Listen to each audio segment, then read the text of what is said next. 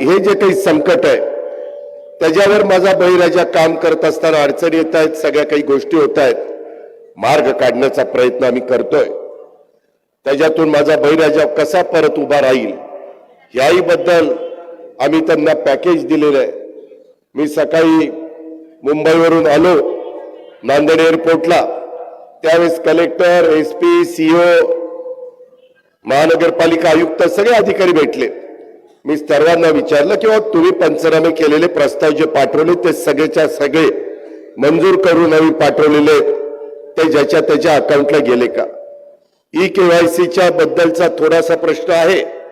माझ्या लाडक्या बहिणी देखील इथं बसल्यात, त्यांच्याकरता देखील आम्ही मागे योजना आणली, त्याचा काहींनी चेष्टा मस्करी केली, पण त्याच्यात ई-केवायसी फार महत्वाची आहे।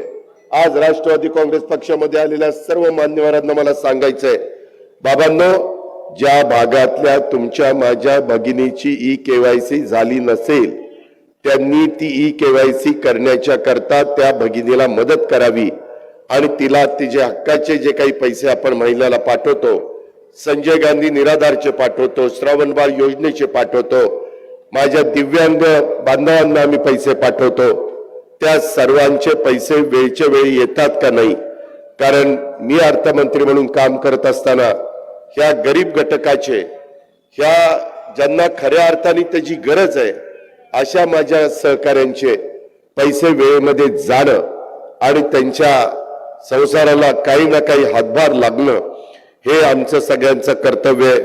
त्या भावनेतनं मी हे सगळं काम करण्याचा प्रयत्न आम्ही महायुतीच्या सरकारच्या माध्यमातून, मुख्यमंत्री असतील, दोन्ही उपमुख्यमंत्री असतील, मंत्रिमंडळातील आमचे सगळे सहकारी असतील, आम्ही त्या ठिकाणी करतो। महाराष्ट्रवादी रे